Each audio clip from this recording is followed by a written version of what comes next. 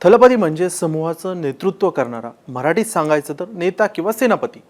अभिनेता विजय यांनी तामिळनाडू विधानसभेत दमदार कामगिरी केली. अभिनेता ते राजकारणात एंट्री आणि पहिल्याच प्रयत्नात डीएमके आणि एआयडीएमकेच्या वर्चस्वाला मोठा धक्का दिला. आता विजय यांचा पक्ष क्रमांक 1चा ठरला आहे, पण संपत्तीच्या बाबतीत देखील विजय हे सर्वात पुढे आहेत. देशातील सर्वात जास्त इन्कम टॅक्स भरणाऱ्या अभिनेत्यांपैकी विजय हे देखील एक आहेत.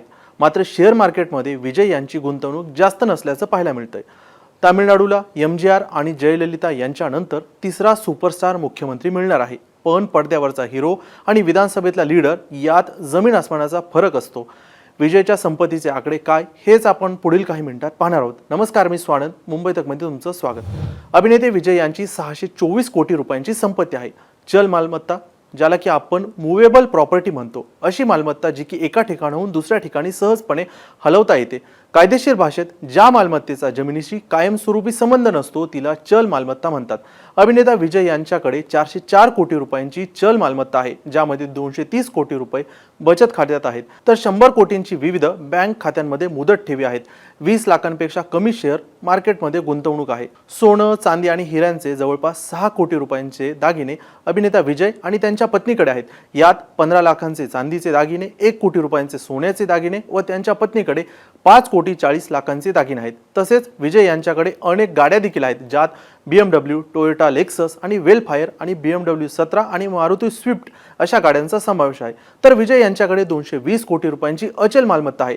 अचल मालमत्ता म्हणजे इमूवेबल प्रॉपर्टी, म्हणजे अशी मालमत्ता जी जमिनीशी कायमस्वरूपी जोडलेली असते. ती एका ठिकाणाहून दुसऱ्या ठिकाणी हलवता येत नाही, ज्यामध्ये जमीन, घर, गाळा किंवा सदनिकेचा समावेश होतो.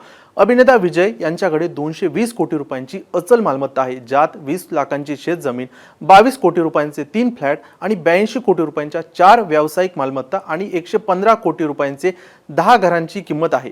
अभिनेता विजय यांनी 2024 आणि 25 या आर्थिक वर्षात जवळपास 186 कोटी रुपयांचा इन्कम टॅक्स भरला आहे. अभिनेता विजय यांच्याकडे एवढी संपत्ती कशी आली? तर विजय हे त्यांच्या एका सिनेमासाठी काही कोटींमध्ये मानधन घेतात. तसेच ब्रँड एंडोर्समेंट, प्रोडक्शन हाऊस यातून मोठ्या प्रमाणावरती त्यांचं वार्षिक उत्पन्न येतं. आता विजय हे मुख्यमंत्री होतील, ते सिनेमा करणार नाहीत असं त्यांनीच जाहीर केलंय. पण निवडणुकीपूर्वी केलेल्या बंपर घोषणा आणि त्याची अंमलबजावणी करता येईल का, हे त्यांच्या पुढील काही कार्यकाळातूनच समजून येईल. विजय यांना रोज हे सिद्ध करावं लागेल की मी श्रीमंत असेन, पण मी गरीब सामान्य तमिळ नागरिकांचा मुख्यमंत्री असेल. नाहीतर अभिनेते विजय श्रीमंत आहेत, भरघोस अमाप घोषणा देखील त्यांनी केल्या आहेत, पण निवडणूक जिंकले आणि सत्तेत आले, पण प्रत्येक तामिळ नागरिकांसाठी त्यांनी काम केलं नाही, त्यांचं दुःख समजून घेतलं नाही. तर त्यांची राजकीय एंट्री ही त्यांच्या एखाद्या सिनेमाच्या कथानकासारखीच राहील. बाकी सर्व राजकीय अपडेटसाठी तुम्ही पाहत राहा मुंबई तक.